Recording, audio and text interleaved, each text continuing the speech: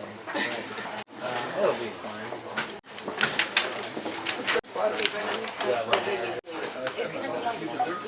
He's gonna hit one of those super cool.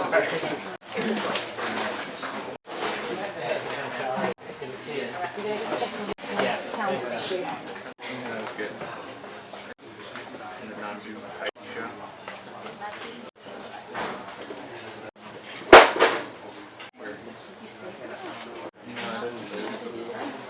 I think I can figure it out.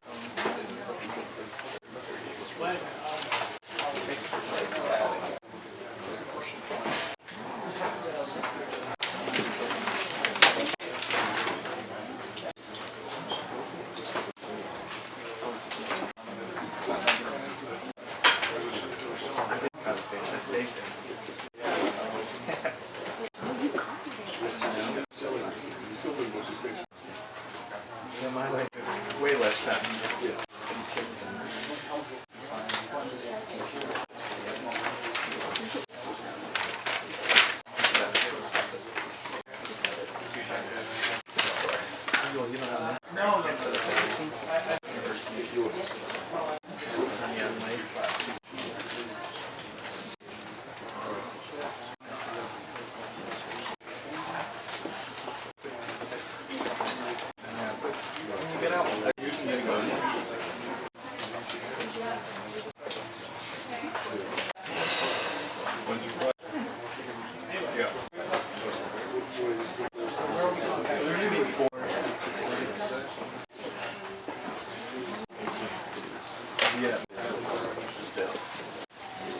Can I sit there?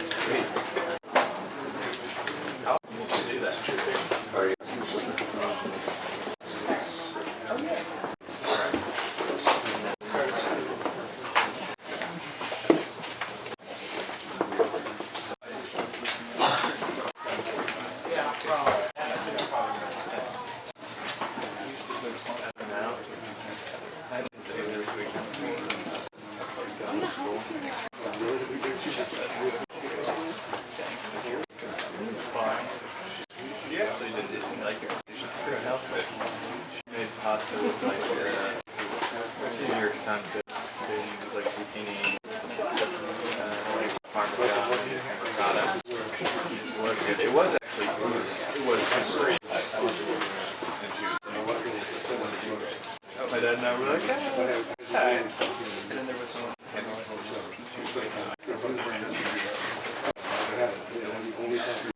And then my mom made a weird salad. And blueberries. Like it was good except for blueberries.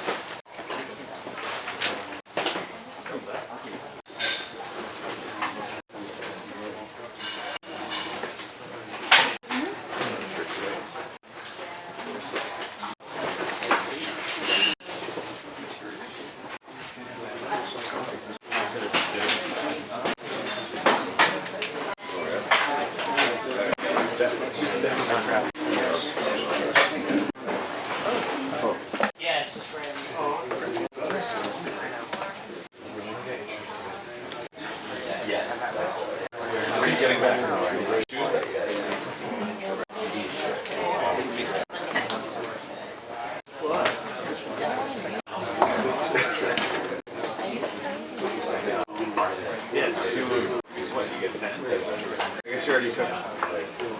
it's 1:30 station. It's insane.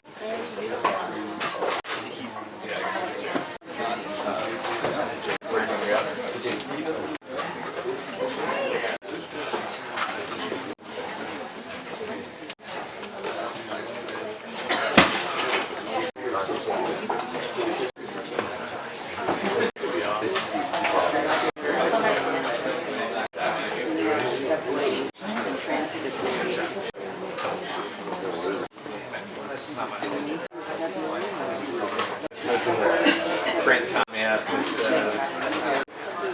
playing. Not by today. I just told him low.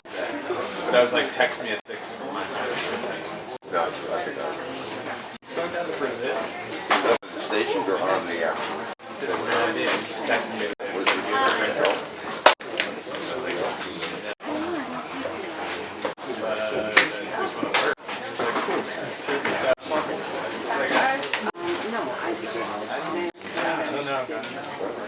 It must be a very recent thing. But he does need a he's like flying for a visa.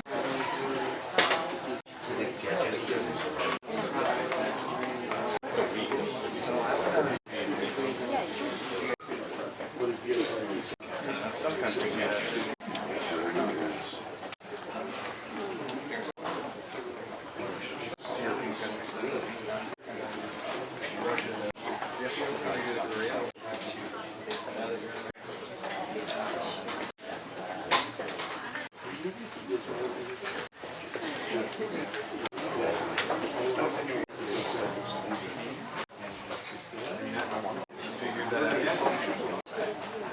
Wait, but are you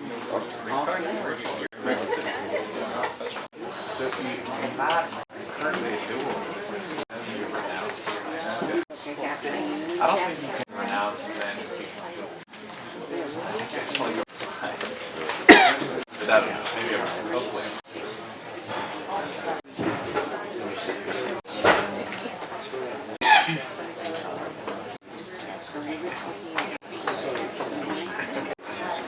Yeah.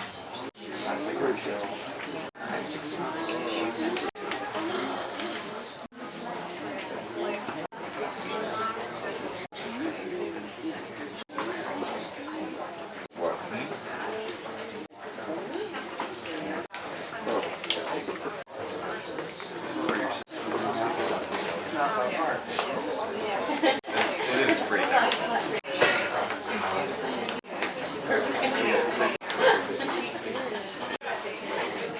She loved her job.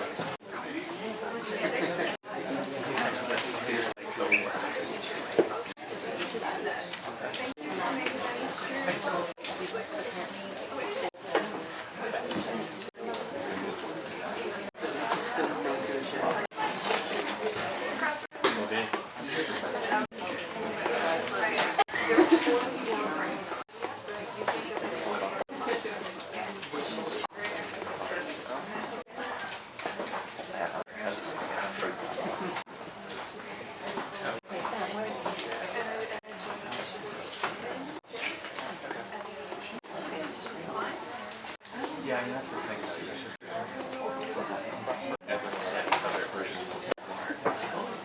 She has a very low bar for very southern.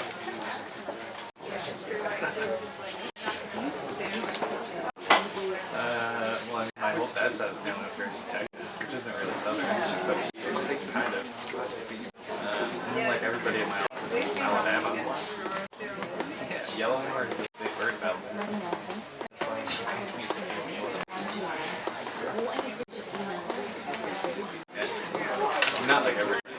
Their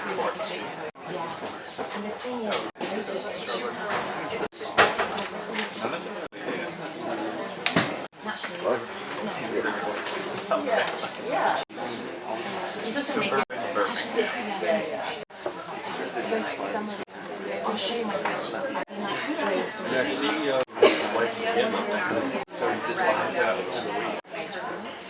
Flies back every week. No, I think it's like 4 hours left. But like stays in the it's like he should definitely just rent an apartment. Just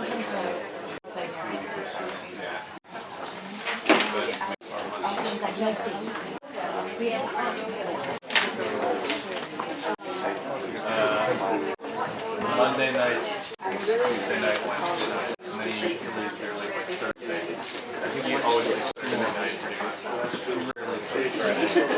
Like we're saying, like super nice hotels. They're all like serious. I think he has. He's not like I don't.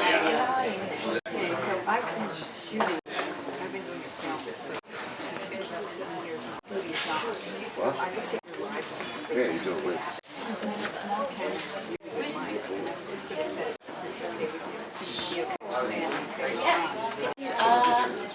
It's just that we have hours there, so we wouldn't want to just get, we wouldn't want to get in the way of that. Could you go on the other side? Yeah.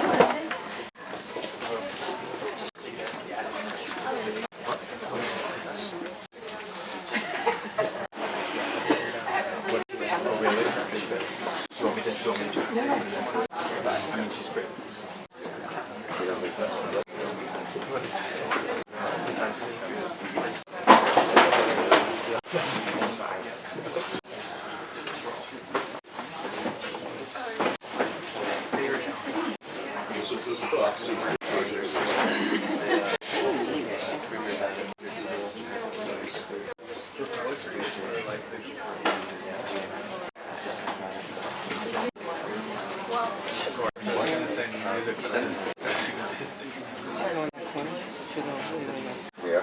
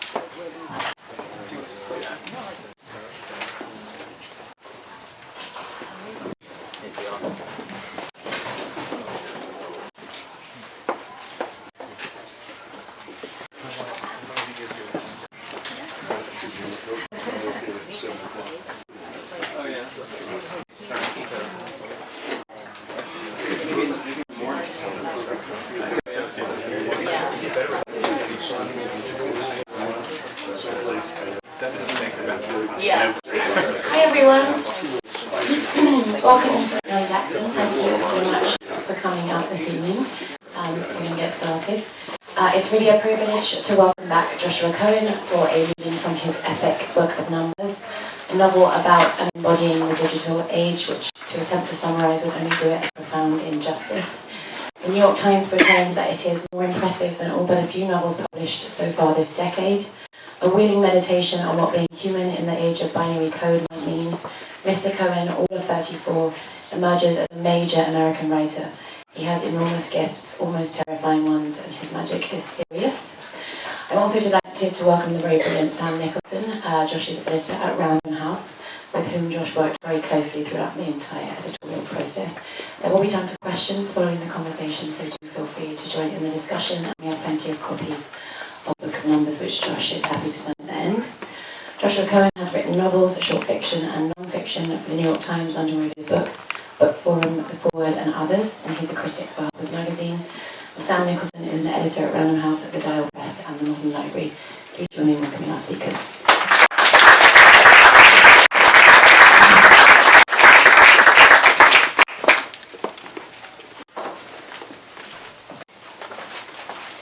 Thanks, Alice.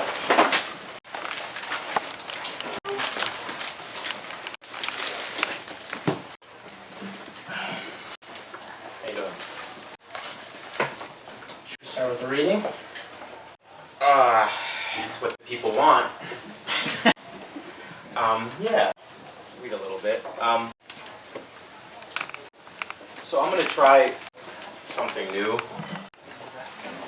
Let's see how this works. I'm going to read from the second section of this book. This book has 3 sections, but the second section is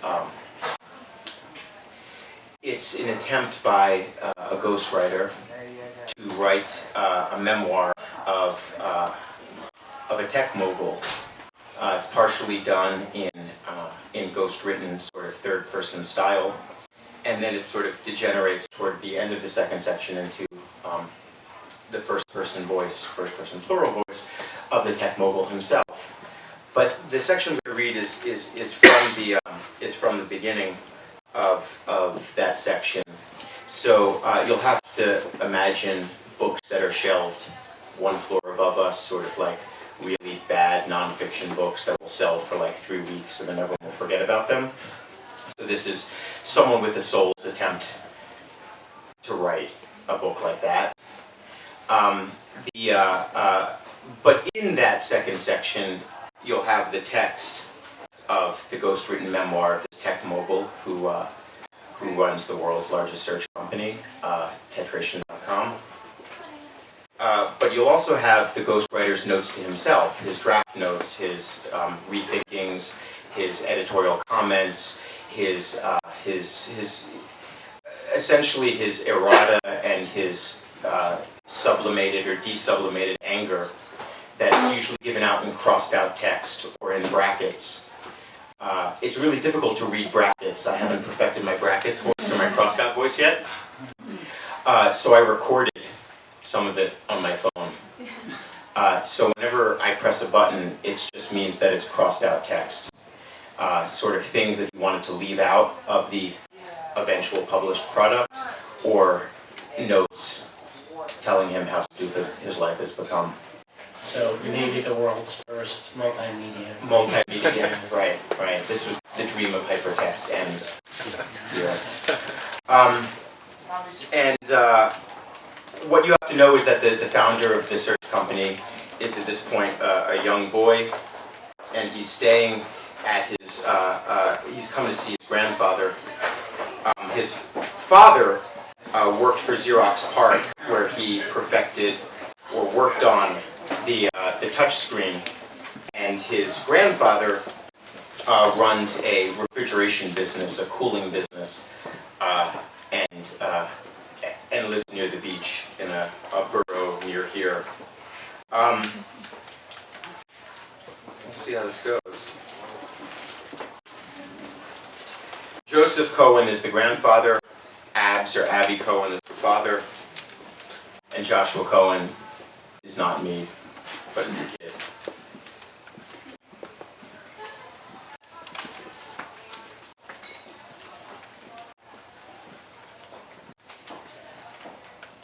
Cohen founded his career on memory, on the notion that memory is the future's greatest commodity. The time Cohen spent with his grandfather in the last summer of his grandfather's life comprises Cohen's only memory of. Summer 1977. Joseph was ailing, and Abs took a leave of absence from Park Xerox and took his only son, then 6 years old, to New York. Cohen's memories of that trip are myriad. The train submerging and surfacing, the pneumatics of the bus. How whenever he entered and exited a deli, it seemed to rain. Dripping air conditioning.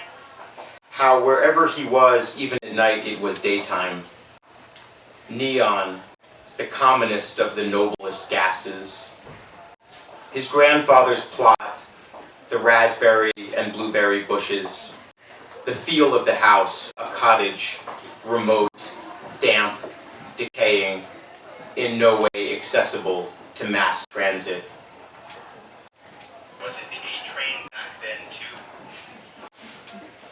2 bedrooms, a living room, a tiny garage in which Joseph kept a white Plymouth duster and a workbench. Tools were kept in pristine condition, orderly. Mason jars had been saved from the neighboring trash and meticulously labeled screws, nails, nuts and bolts, good nuts. One morning, Cohen only remembers as having been about a week before his birthday, a last issue arose regarding the pending sale of Cohen Cooling Solutions Incorporated, and Abs insisted on going into Manhattan to handle it himself. Joseph, surprisingly, agreed. Felt healthier. He'd spare his son the job of minding a child, so that Abs would have the tougher task of minding a lawyer, Dubin, a Park Avenue Litvine. Abs went, and then called from the law office to check in, and since his father's positive report was convincing, he took the opportunity to have dinner with Ramirez, formerly the cooling business's supervisor, and now the president of its ownership cooperative, and a few friends from Stanford who'd just been hired at Columbia. That evening, Joseph took his grandson for a walk on the beach. The setting both was and was not unusual. Now I have to enter my code again. Fuck this. That evening, Joseph took his grandson for a walk on the beach. The setting both was and was not unusual. This sentence both is lazy and ridiculous. Abs and Joseph had taken Cohen out for a walk along the beach each day of their stay. Cohen liked the air. He liked being under the sky. What impressed Cohen the most was how his grandfather knew the names of all the trees on the way to the beach, and even knew the names of the rocks and stones, and the game was that Cohen would point at one or pick one up, and his grandfather would tell him what it was, and in doing so would bring it into being, into a better or clearer being, unlike this worsening and unclarifying sentence. Joseph was also familiar with the shells, and related to Cohen how they were the homes of animals, huts of protein and mineral, keratin and calcium carbonate, though they weren't homes in the human sense, in that the ocean creatures didn't hire architects and contractors, but made them themselves. They made them with sweat, he explained, or by sweating, and when they outgrew them, they left to sweat out a larger one, and when they died, they left their shells behind, but no other ocean creatures would touch them because, he said, it is indecent to dwell in a shell you haven't sweated for. Cohen remembers his grandfather always trying to take his hand whenever he went to touch something, to take it. This is the story of the Jews, Joseph had said, the story of the Jews in America. He remembers his grandfather always removing from his hand that something he'd taken and placing it back on the beach, placing it, not letting it fall, exactly where it had been taken from. Seagulls are goyim. They pick up and drop, pick up and drop. Joseph shocked his grandson by telling him that sand was made out of rocks and stones, ground down into dust, he told him. Grinding is their working, and Cohen was skeptical. Joseph also shocked Cohen by telling him that the clouds were made out of the same stuff the ocean was, water. the same stuff that he and his grandson were made out of, and that water was 2 parts hydrogen to 1 part oxygen, brought together by covalent bonds. And then he told Cohen to take off his flip-flops and wade, and that the water was as old as the earth, billions of years old, and that the water they drank was billions of years old too. All water was, even the water inside him and his grandson. When they purchased knish from a boardwalk vendor, and Joseph requested water, and the vendor charged him a nickel, he said to Cohen, "Remember, when you drink it, this water is billions of years old. That you have stuff billions of years old in you, and that the chances are that the molecules, the atoms you're drinking, have been in you before, and so are now just coming home." And then Joseph said, "You should never pay for water. You should maybe have to pay for the cup, but never for the water."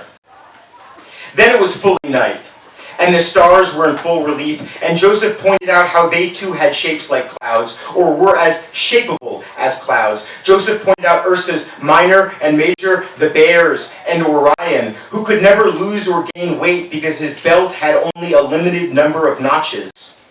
And the clawing crab, which he said had given its name to the disease he had, cancer, because the marks it left on the body were like pincer pricks. And then he said, "And that's lobster thermidor, and that's the shrimp scampi." He said, "They're incredible, the constellations, how random they are, how arbitrary. The Chinese think Orion is actually a white cat playing with a purple bird. Or else it's really the Japanese who think that about the Canis constellations, the dogs." Then, though Cohen was only dimly aware, his grandfather continued to invent them. That constellation, but Cohen wasn't able to follow Joseph's finger, is the davening rabbi. And Joseph waved his entire hand and pointed out, "That's the negligent mechanic. There. And the criminal nurse with the catheter needle, just here. And the east-west yarmulke, also called the angry beard." And he encouraged Cohen to find his own. And Cohen tried. Joseph went on to mention Europe, which was there, then. And Cohen was aware that his grandfather was talking about a landmass now, and not stars. Joseph had never mentioned Europe before, but Abs had a bit, and Sarah, to be cryptic, would speak in its language to her parents. "Think of our ancestors," Joseph said. "They knew the very same stars, as old as water, older maybe, then again maybe not, same stars." He said, "Pick one." And Cohen, when faced with all those fantastical animals and archers, those electricians and plumbers, settled on the shiniest, and Joseph said, "That's Polaris, the north." "Common," he said. "Never be ashamed of the common. The common is useful. Common understands." Joseph said that just as Cohen had a father, he, Joseph, had a father too. He still had one. He said other people are unlucky and have never had a father, but anyone who has ever had a father will have him forever. Joseph's father had been named Yoshua, Joseph said, which was just Joshua in Hebrew. Though his family had spoken Yiddish and called him Heschel, and his wife Chava called him Shai. In America, he cut ice. This was before refrigerators, before freezers. He would have to wait for the freeze. It froze more often back then. It froze more thick. And then when the ice was sturdy enough, he'd venture out onto it, the ice over the river, ice over the bay, and cut it out in blocks, cutting the ground out from under himself, like how the Israelite slaves built the pyramids. Repetition. In Egypt, Joseph said, the Egypt of Europe, his father, Yehoshua, had been a rabbi in Beershad. Cohen asked what Beershad meant, and his grandfather answered it meant Beershad. It was a city the size of a city block. All of it might fit inside Grand Central or Port Authority. Yehoshua didn't have a congregation, but instead navigated the territory around Beershad, delivering rulings on kashrut and fair labor practices, performing weddings and funerals. He'd be gone for days, even a week at a time, like a traveling salesman, offering women brushes, combs, fertility incantations, fiduciary spells. He had many brothers and sisters, Joseph said. In America, people don't have that many brothers and sisters, even though they have the money to have them. I could never understand. My mother and Ivala never could. Joseph told Cohen that Yehoshua was the eldest of 8 or 9 children, and Cohen asked how it was that his grandfather didn't know whether the number was 8 or 9, and Joseph answered, old people have trouble remembering. Young people have trouble knowing. Cohen was confused, and Joseph said, "We left so young I barely know how many hands I had, let alone how many fingers. Such a rush, we didn't count." Cut this. But Yehoshua knew the numbers, Joseph said. He was the type who always knew. He said, "If you don't keep the numbers in your head, they keep them for you on your forearm." Joseph said his parents, Yehoshua and Chava, took him out of Beersheba, but left their family behind. Uncles, aunts, brothers, and sisters on both sides, cousins, he said. The family was now what is called nuclear.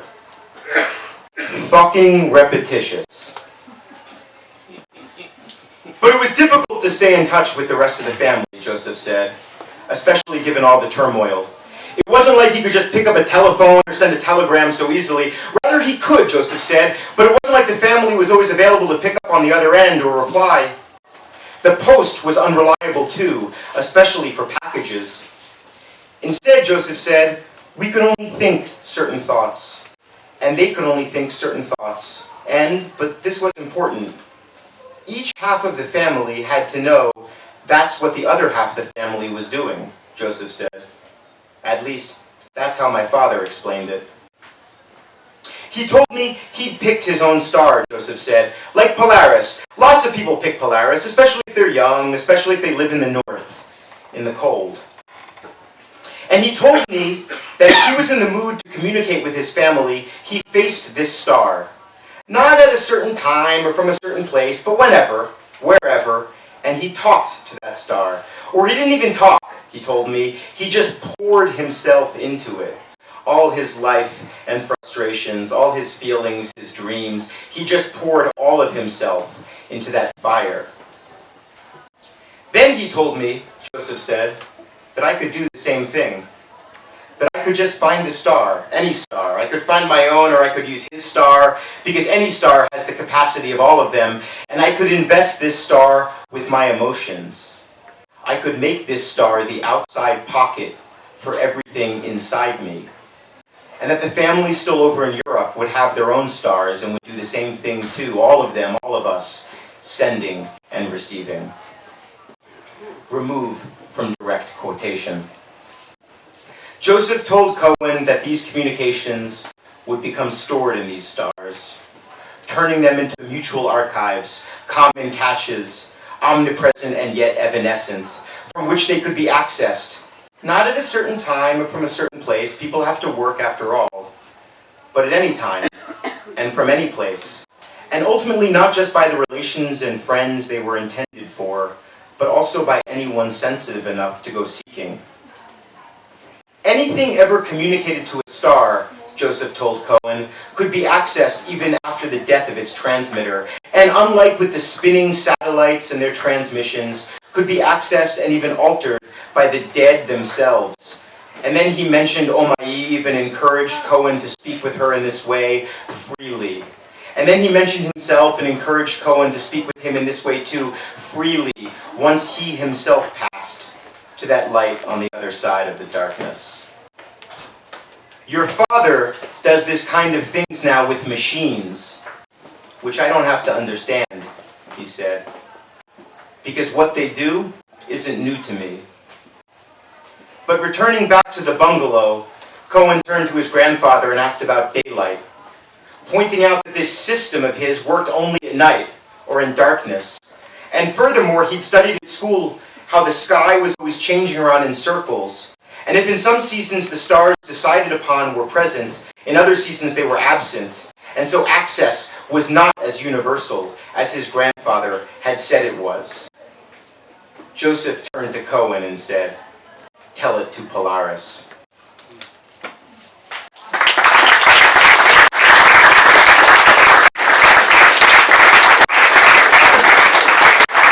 I was living in total fear that someone was going to call me while my drawing was on. Well, that moment, which is one of my favorite in the books, is a moment of conception. It's when the principal first, the idea of what the internet can do, of what technology can do, first occurs to him.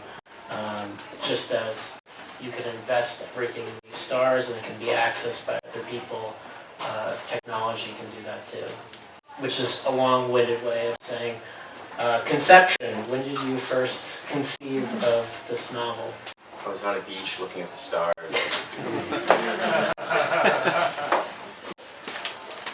When did I mean, I can't remember.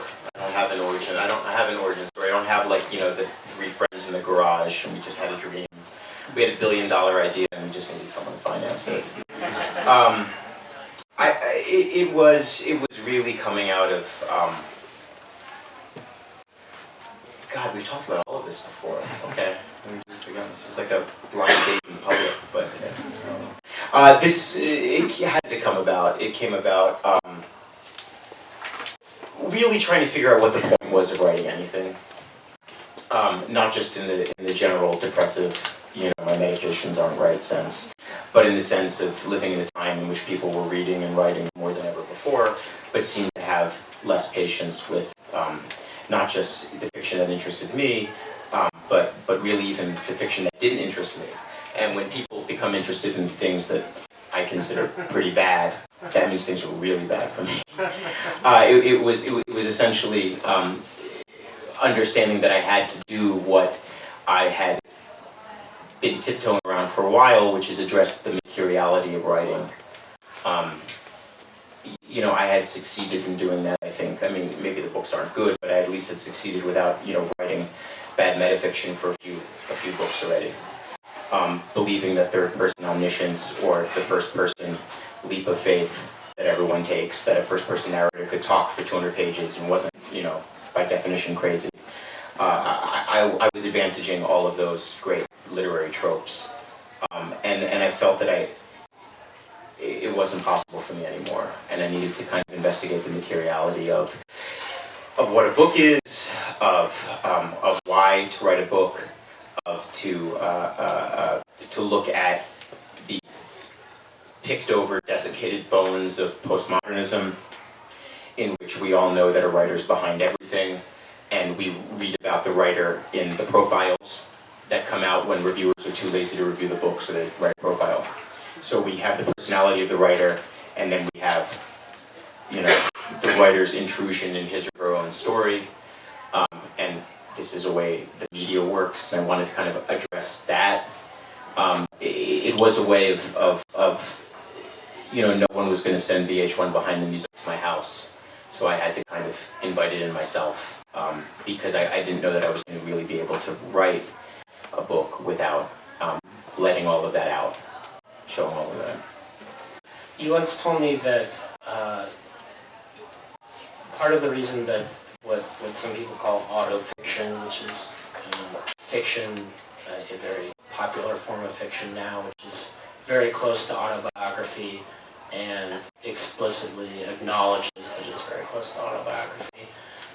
You once told me that part of the reason for that was self-justification, and that in a time when people are reading less, but also when there's a kind of, the media focuses always on the story behind the story, that you had to start from there in order to be able to just convince people to go along with the rest of the story. Or to convince myself to finish it, yeah. But I mean, the idea was not to end there, but to begin there and hopefully go somewhere else. I mean, yeah, that to me was always, I mean, to me the history of fiction is a little bit blinkered in the way that it's generally taught. I think it's really the history of the justificatory impulse, which is to say, why is someone talking to me for hundreds of pages?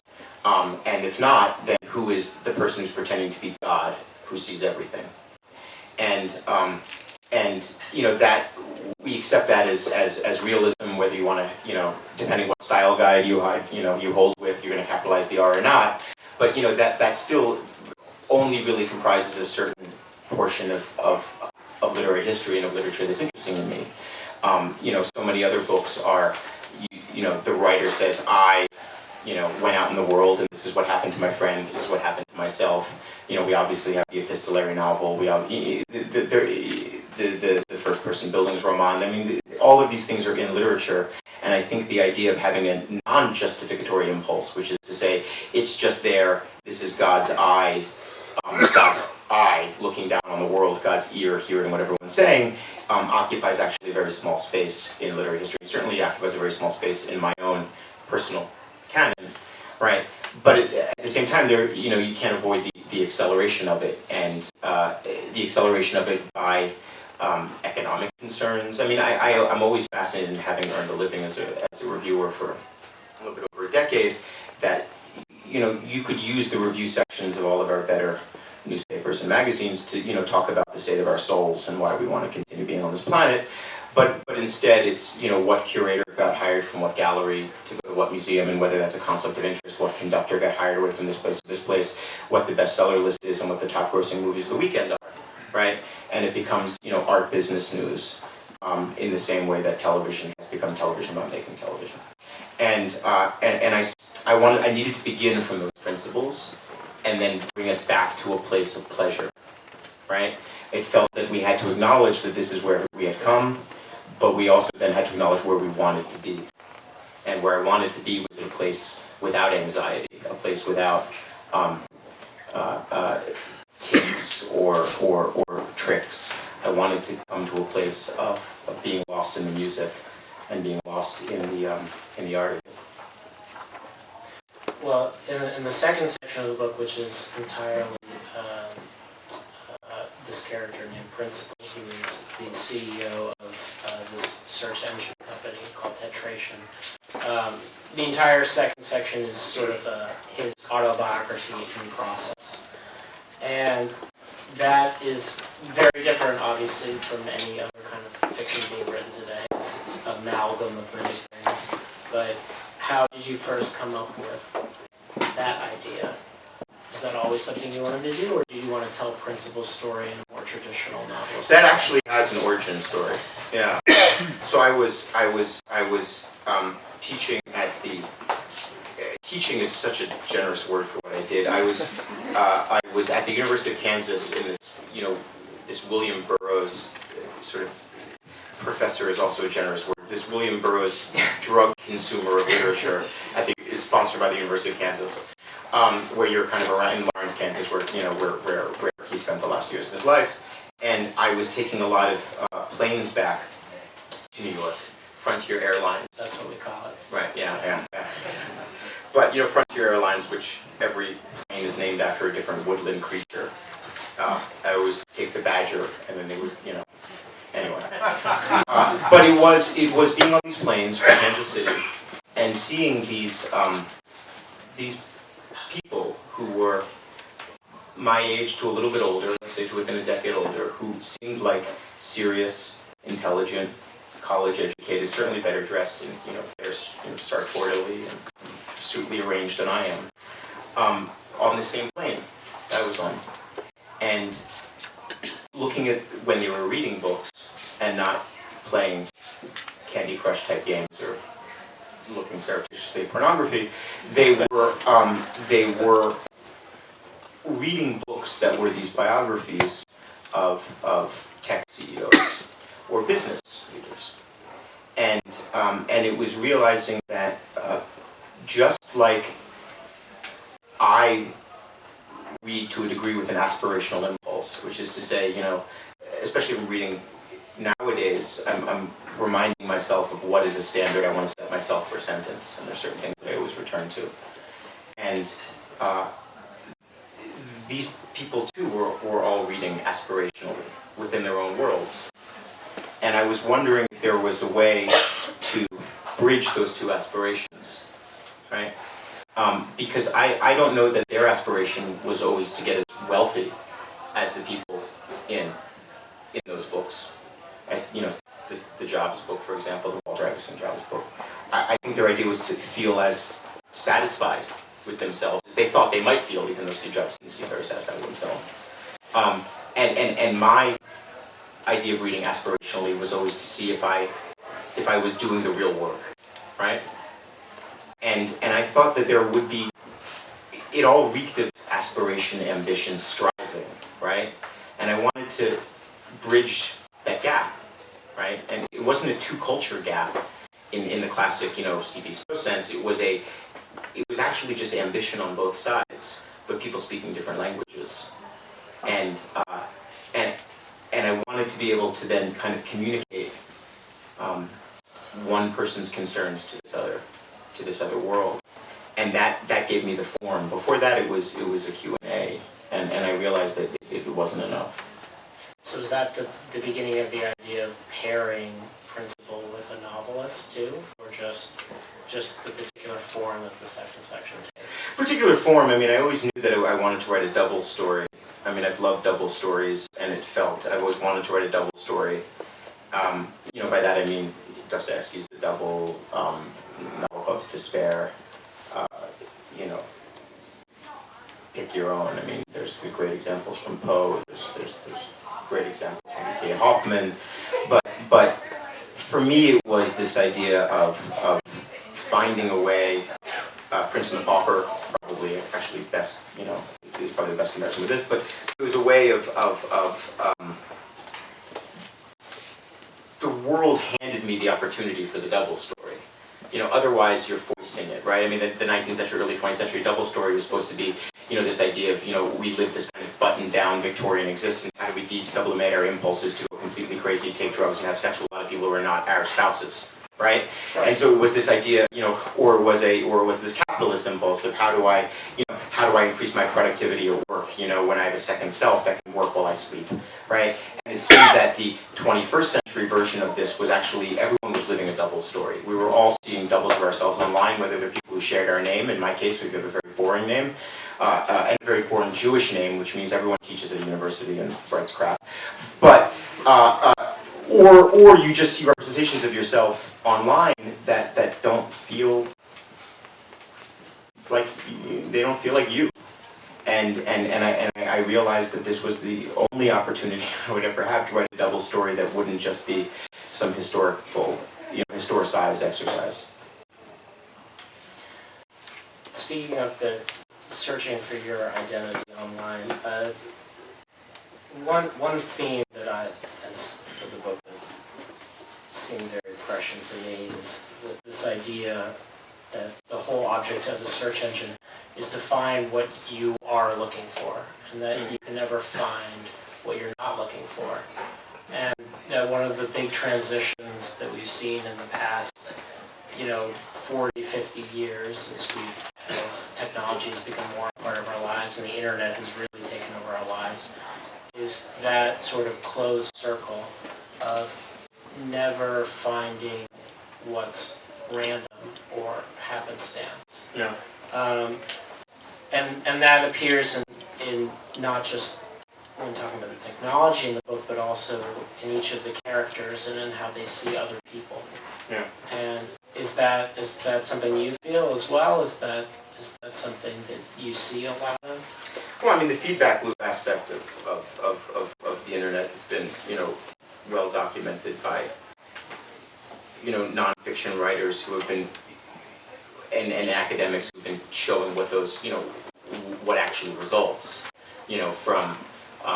from people dealing with popularity as the metric of what is seen. But for me, it's fiction. To my mind, was always what you don't want, but you need. And you will never find a novel coming up as an answer to your question, right? On Google, they would never say, read this because this will actually take your relatively minor question and put it in complete context, and you'll be quiet. There is no sense of how a novel's information, which is utterly abstract and actually doesn't really even exist on the page, but exists in that interpretation of the page, how that actually forms a person, right? And how it actually informs decisions. Part of a lot of that rhetoric with regard to the search engine of you never find what you're not looking for is just the idea that I'm accepting it as a truth that we all need what we're not looking for in life, and on one hand that can seem like a very nice NPR call for spontaneity, but on the other hand what it also can be, what I hope it can be read as is like higher duty, right? And everyone kind of thinks about that as this kind of heavy thing, but to my mind, one needs to be presented with these challenges in literature before one sees them, in life. I mean, to be very clear about it and to avoid saying, nobody whips out a search engine on a tablet at a funeral. You read a poem. Nobody, you pass along a link to a friend on a mindless afternoon, but you pass along a book, hopefully when you're trying to mean something. At the same time, there's a lot in this book about a function of religion in the past, which might be to help explain the unexplainable, or to provide you solace in your worst times.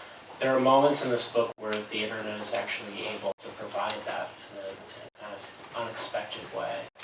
And there's a sentence in the book that I love, which is about how sometimes typing in a search query in Google is like writing. It's like you're trying to put down on paper, or not on paper as the case may be, some impulse that you can't quite explain. Or tell anyone else. Yeah. Right. And so there's a lot of religion in this book. There's obviously Judaism, and there's Hinduism and Buddhism, and pretty much everything. Got all the isms, man. Yeah, we got all the isms. Yeah. I mean, my idea was really,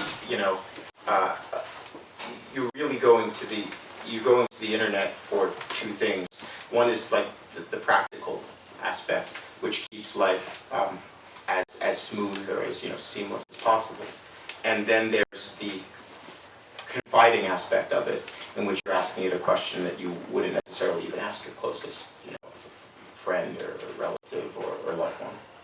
And to me, that aspect of it has that aspect of prayer, in a sense. When you're sending a query out into the world, there is this idea that you are sort of praying for the wisdom of crowds. And those crowds are very abstract, obviously, and you probably don't think that the wisdom you then make a decision predicated on are actually just every asshole like you answering Yahoo Answers. So, but one of the elements that I wanted to bring out, and one of the elements that means an enormous amount to me, is this idea of sin, in a sense, right? Where you have this concept of many people through many centuries, millennia, believe that there is a God that sees and hears everything that you do and say and think. And some people in some countries, and some even this country, still believe that. And I hope it's working out for them. But there is, though, this idea that as power sort of devolves from this abstract idea of a God to a state, and then really to a privatized technology, and when you have these mechanisms that in fact do know really what you're not only expressing, but if you're getting into certain biometric features that will be coming out, knowing what you're feeling, or at least what your body is giving out as representative of a physical response to feeling, you are dealing with the first theological realization of God. I'm proceeding from the notion that God never existed, and that God never saw all of this and heard all of this and knows all of this. But we're living in the first time where that, in fact, could be possible, and God is a privatized entity with shareholders. And so that was one of the ideas that I wanted to bring out in our most secular age, where we're fooling ourselves that we have this idea that fundamentalist Islam, we're seeing the last throes of deep fundamentalism. In fact, our fundamentally secular West has founded its own set of fundamentalism, and has in fact created a functional God in a way that no rabbi or priest was ever capable of. Speaking of that all-seeing, all-powerful God, you and I talked a little bit about the way fiction has changed over the past, say, 40 years, and that the great writers of the 70s, at least the great writers of particular ilk, like DeLillo, Pynchon, these kinds of hidden conspiracies and hidden systems that govern the world that might not be immediately apparent to us, but played a major part in our lives. And it seems to me like now that we live in 2015 in a post-Snowden, post-Assange, post-everything world, all those conspiracies have turned out to be true. We know for a fact that there are these entities that are watching us and can read everything that we write and can tell from metadata where we are at any given moment. So now that all that's true, how does the novel as a forum deal with that? Yeah, I'm working on it. So, you know, I mean, I think there are a few points there. I mean, the novel still, this is sort of a maybe slightly pre-internet point, which is that the novel still remains, you know, the product of, and with all love and respect, the product of a single person's view of the world. Got a lot of lines in there, but you know, like it's not like a movie which requires, you know, hundreds of people to make. It's not like, you know, or tens of people to make. It's not like it's not, you know, it's not something that we're making the costumes, we're making the sets, we're writing the lines. It really is something that is fundamentally not crowdsourced, not communitarian, and not only that, but actually asserts the fact that because it's not collaborative, that's actually its merit, which is increasingly seeming like a pessimistic and antisocial view. Fine. But that said, so that would be my first point. You know, the value of the novel in this age is just that you're getting something as sort of unfiltered as it can get, with the exception of something on the internet. But you know, this is something that's unfiltered but edited. The second answer really is fiction. I mean, the second answer could be 3 or 4 answers. It's the fiction is a private space, right? That fundamentally can't be altered by anyone. The second one is that you have this idea that that reading something that is, you know, fixed on the page creates exists in a parallel historical continuum, right? That is actually not part of an internet continuum, but actually responds to a much older tradition. I mean, I'm talking about the tradition of technology. I'm talking about a much older tradition of just literature right now. The one I tend to hold with is a little, maybe possibly a little specious, but I'm trying to feel my way through it honestly. And that is, you know, the history of literature is really the history of let's call them products, something on page, that was consciously made by a writer, perhaps edited, but disseminated to a group of people. Whether it was to a publisher or disseminated in a court, but it was something that was consciously made. And these were the cultural touchstones of their respective eras. And we're just entering a world in which it seems to me that some of the more important documents are things that were not consciously constructed for either public or subcultural consumption, but something that is accidentally leaked, something that dribbles its way into the world, and was in fact made for a certain subculture or a certain you know, caste or sect of people that was not supposed to be seen by other people. You know, was off to the side. And there is something in the idea of the hieratic, let's say, the fetishistic value of the individual writing and consciously composing the sentences to be given to people, and then slapped in the face a little bit, but given to people. And then the idea of something that is accidental and illegal coming through and setting the tone. That to me is, it's aesthetically disturbing to a degree. It's politically necessary and politically ennobling, but it scares me because it makes us addicted to the new. It makes us neolatrous, and we have to constantly then say, what's next? What's next? What's the next secret that comes? What's the next secret that comes? Part of the paranoia that you're talking about of the novelists of the 70s was always this idea of, you know, is this true? Could this be true?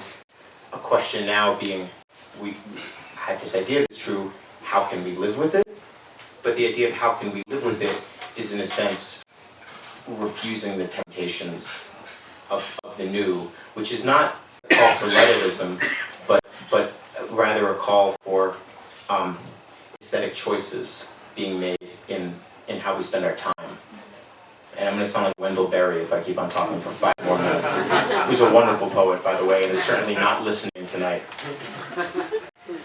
Well, so my passive-aggressive transition then would be, so how do you feel about editing? I don't feel about editing. Yes, we know. That's what people came to hear, right? How do I feel about editing? I will, as obnoxious and egomaniacal as I probably am, I will say it's one of, few jobs along with like Told With collection that I don't think I could do, but it's a really good job. No, it's look, you know this. I don't know when to stop. You stole a red pencil away from me at 3:45 in the morning. I believe that was the last time I chased someone, like physically chased someone, since I was probably 11 years old. That's true. I like that pencil. A lot of it was that, I think writers have this, just like there's stars that you invest memories in, or clouds that you kind of, invest these thoughts in as if they were repositories. There's this idea of the Platonic novel that you're writing sort of always hovering over your head. And, it's the novel in which, how it feels to you, and the shape, the most abstract shape, it feels perfect. Because it doesn't need words. When it comes into words, it becomes the whole Gnostic thing. When it comes into words, it falls from grace. It becomes dirty. It becomes wrong, right? And so, in the best possible case, when you would say, yeah, this paragraph, I don't know, and you were right, of course, but I would send you 6 versions of that paragraph, and I would say pick.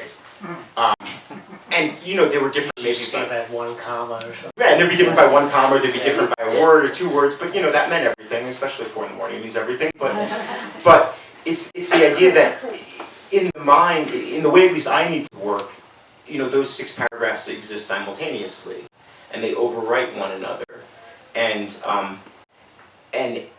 that's only done because the idea of closure, for me at least, is the idea of reinvention. Because I have to kind of become a different writer with each book, or I need to invent a new language with each book. And it's the idea of, if I find, if everything becomes final, and I don't hold out hope for the fact that it's endlessly malleable, then I'm not really sure that I would be able to allow you and the wonderful people at Random House to bring it to some sort of completion to say enough already. And that's just that's a survival. I mean, look, to be perfectly honest, I think I was drunk about a week and a half ago, 2 weeks ago, and at like 3 o'clock in the morning, I took the book down and took a pencil and wrote back in discarnate and the word brevet, which are 2 words that he did not allow me to put in the book. We had a 4-hour disagreement about discarnate. Right. But they exist in a pencil copy at my house if anyone wants to come by and check it out. I can also, from signing books, I can write it in exactly where it should go. I've actually had second thoughts about that. Well, one of the moving past that, one of the something you told me that I've come to believe too, and is an argument for the process of editing, is that the great promise of the digital age is interactivity. You can put something up online, and people can interact with it and react to it and give their own opinion, and that's a wonderful thing, and it's a really democratizing phenomenon that technology has given us. But you talked to me once about the strong moral stance of having text that's fixed, text that doesn't change.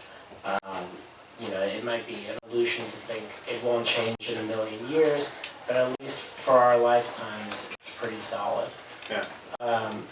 And how does that feeling or belief guide what you do as a writer now in the 21st century? I think it's even. I mean, it's more important as outside of writing. I mean, as a person in my non-writing life, which is to say, there's so much of contemporary culture outside of text, but really also with certain ways that at least text is marketed or at least framed, has to do with self-curation. This is the self I'm presenting to you. This is who I am. These are my 9 favorite books, my 3 favorite foodstuffs, my 6 favorite bands, and right. And this dating profile kind of self-curation aspect of the world is obviously an obsessive, crazy-making enterprise. The idea that you constantly have to, feed the chia pet of your avatar, right, or the Tamagotchi of your life, because it's constantly vulnerable. Because anyone else can have an embolon, anyone else can kind of intrude into your narrative, and with a very swift, placed sentence, like the perfectly placed sentence, could puncture your narrative, which is what happens in the book, right? I mean, you have the narrator, the ghostwriter, Joshua Cohen, talking and talking for hundreds of pages, all these words, and you think he's saying everything, but it's only when, Rach, his ex-wife, begins to have her 2 or like 60-page or 40-page sections, talking about really what the truth was at the end of their marriage. Do you actually understand that he was self-curating the entire time? He was presenting this kind of more perfected self, a more pathetic self, and a less insidious and malevolent self. And I think that the idea of being constantly vulnerable to other people's not only interpretations, but honestly truth, right? Because we all have things that should not be broadcast. I mean, there are certain fonts. I always think about it, font size. There's certain fonts that should go along with certain things we've done in our lives. Something should be 9-point, something should be 72-point. I, for one, have a lot of 9-point font activities. And I think that in a sense, there is this vulnerability, walking around this vulnerability. So the question was about text. It seems, that to me has always been the great gamble. It's fixing not only what you think is best for the book, and for the rules you set yourself, and for the story you set yourself, and for the characters, but it also represents you at a certain point in life. And it can't be self-curated beyond that. You can't constantly update it. You can't, Amazon can't send, immediate, unwanted downloads to people's phones because they've kept open an account for $11.99 a month, where you can get the newest sense of how I feel about this novel if you just keep that Wi-Fi on. And so for me, it's the oldest gamble, and it's increasingly becoming the scariest. And in terms of how I feel about it continuing, I think it's in the same way I think about scars in my body and how my family thinks about me. People who've known me forever and things that I won't get rid of. They have to in some way inform and inform a picture of the universe, and not necessarily be things to regret. Should we take some questions from the audience now? Where's Alice? Yes. Should we take some questions from the audience now? Yeah, hi. You probably need a mic. Me? Yeah. You want me to get it? Yeah. So, in your book, there's this hilariously evil, profane passage about Natalie Portman and all of that, which you didn't choose to read tonight. But the people who invented the internet, I don't think foresaw that it would be primarily cat videos and pornography when they thought it up. And speaking of the God that you were talking about, I mean, if God had created the internet and gave it to all of us, it's sort of like taking some beautiful piece of art and using it to hammer nails in or something, the way it's being used, right? So I'm wondering if you could say a little bit about how your book sort of takes on that issue of the profane use of what objectively is a, brilliant tool, but is being used for maybe mostly not so great purposes these days. Right. So I mean, if you take the idea of the web, let's say, out of the equation and just talk about internet or networking, right? I mean, it was invented by, as a secret project of the Defense Department to communicate and coordinate, missile defense projects, right? So pornography is probably better than that. and in terms of receiving a gift, from some sort of ineffable, numinous being and trashing it. I mean, we also have the planet to look at. We don't need to, we're trashing virtual space right after we're trashing physical space. I don't think we as a species are that surprising in our habits and proclivities. That said, the most interesting thing to me about certain aspects of the internet that I find maybe gross, wrong, immoral, right, have much more to do with corporate controls than they do with necessarily socially unacceptable things that one would see on it.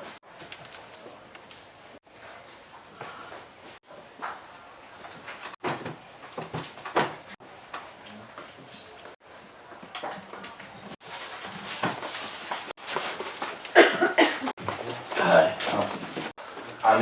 I've read just chat, but certain sections of it.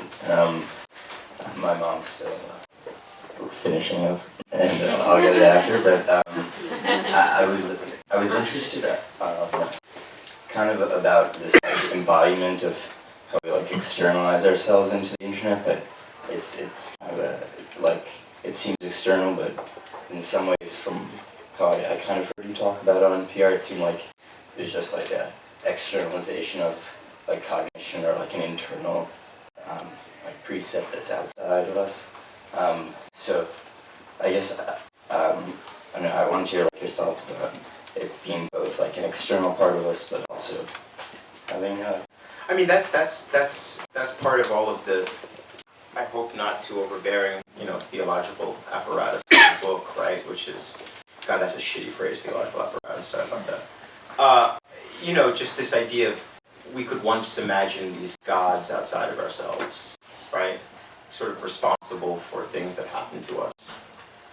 It gets a lot into Hinduism and ideas of, the avatars, the original avatars, right? And sort of gods responsible for certain tasks, composite gods, syncretic gods, right? And it seems to me that there is this transition between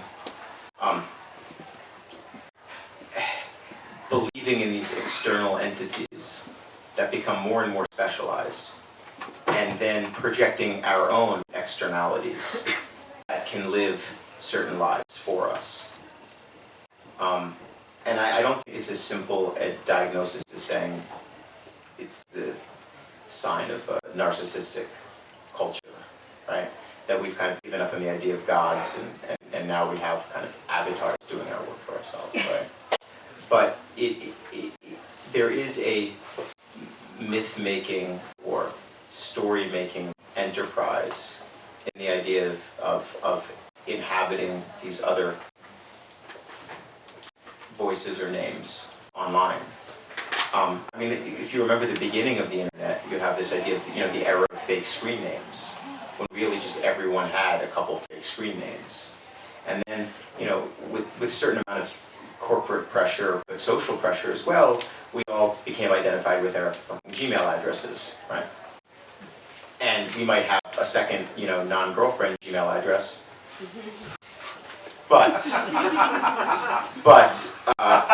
it's still pretty much tied on some level to our original identity, let's say.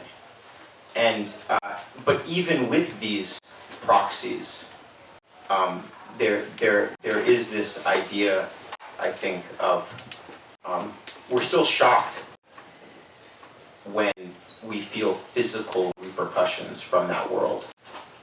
It actually does feel, when something in that sphere comes physically into your world, whether it's legally or socially, enters your world, it to some degree can approach this idea of someone coming down from Olympus and taking human form. And there is an element of that retribution and that shock at retribution because the consequences did not seem in any way that grave.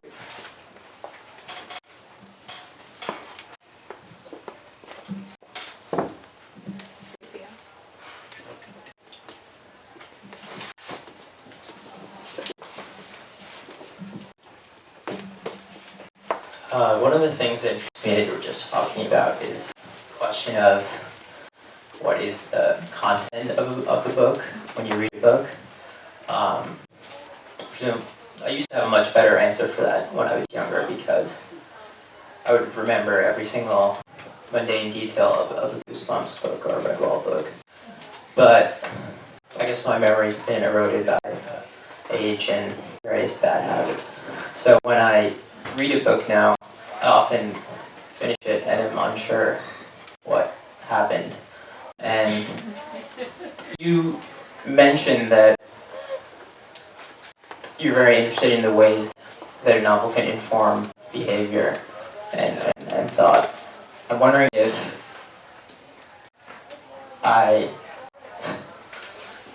is my relationship to literature like worsened by the fact that I am not taking away things in such concrete detail that I used to.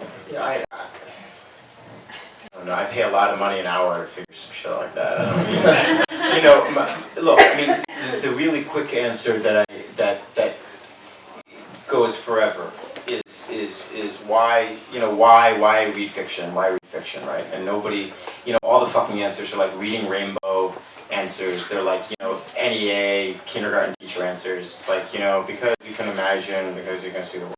It's just like, right. What is the answer, right? The answer really is, to my mind, that nonfiction, no matter how well written, essentially exists on a single plane. You're making a pact with the writer that everything here is true, right? And that it's truth filtered through the consciousness of the writer, and that the language, however metaphoric it would attempt to get, the metaphors, the metonymy, the symbolic language, let's say, of the rhetoric of the piece would in no way seek to erase or change the facts. They're just all those sexy lines in the New Yorker when you get one sentence to describe the way someone's face looked. You get one metaphor in 3 paragraphs, right? And that's your art. Fine. What does fiction do? Fiction is telling you that nothing here is true, but that there are valences of truth. There are valences of humor. There are valences of seriousness. This is me being serious at level 10. This is me being serious at level 1. This is me being humorous at level 10. This is me being humorous at level 1. There are all these levels of irony, of sarcasm, of cynicism in between. And the more time you spend with that voice, the more you learn how to interpret how that voice is pitching whatever idea they're putting at you. And so you are reading not for a story, not to imagine, not so American literacy scores can go up. You're reading because it teaches you how to interpret the world, right? Because there is no guarantee that there's only an editor behind it. There is an editor, right? There's not a fact checker behind it. You know what I'm saying? So there is this idea that you need to then parse out, who am I? What do I mean? And by doing that, that's the training to parse out who anyone is and how anyone else means. And you learn how to see the world and how to hear the world. So reading we read fiction to learn how to read the world, period. And the less ability, less experience we have in that, I'm not going to say the more we get ripped off, the more we fall prey to people's schemes because we can't, but really the less we understand all of the beautiful human and animal motives around us. And I think that that's something that is very, very difficult to preserve when so much reading is done on the screen.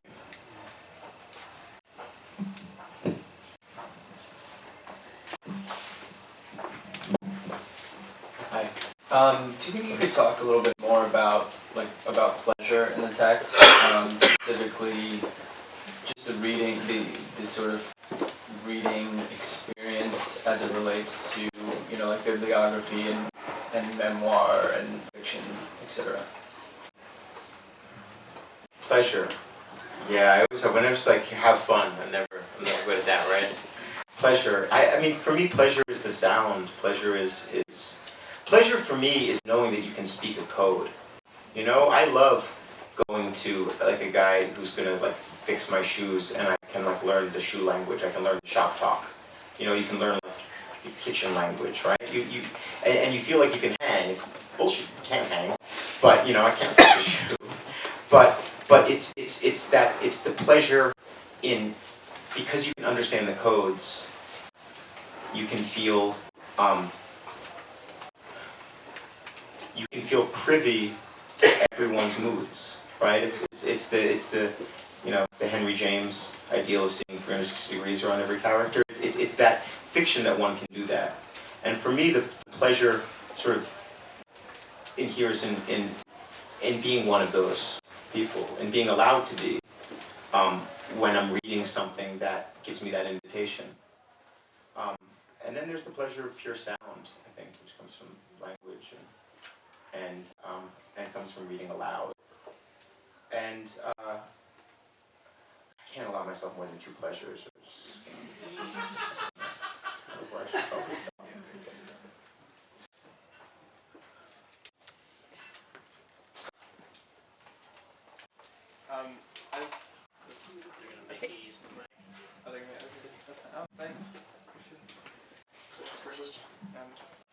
Last question.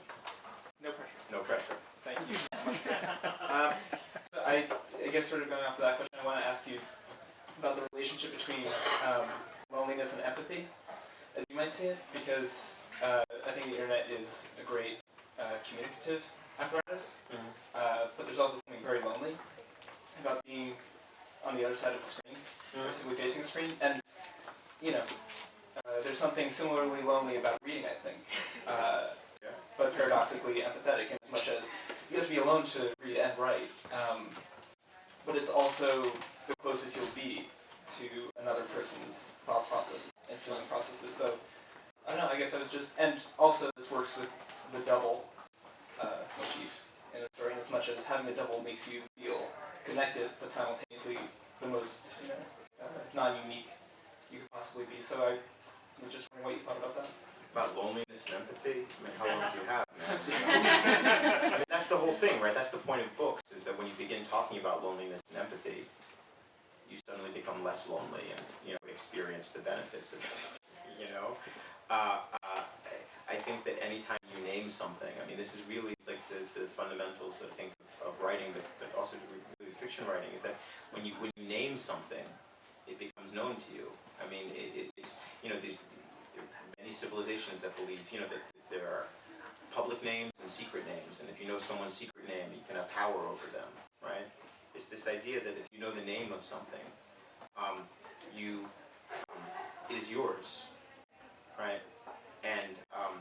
And so I feel that even just discussing or contemplating these ideas of like, what is the relationship between loneliness and empathy, at least situates you on a field in which you're not alone and which other people are on, and you know, the whole point of life is to think that answer is not a cop out, right? And to really understand that it's iterative. Gotta end with iterative.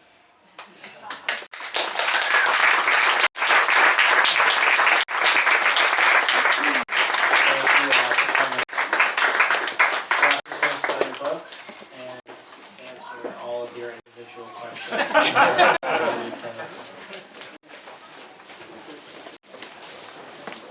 How else would I turn this on?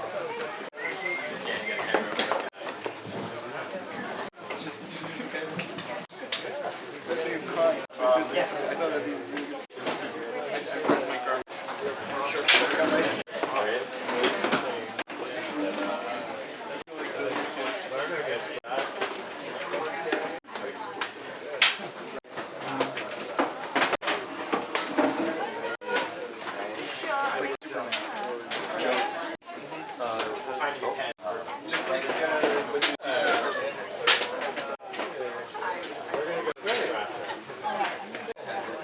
you very much.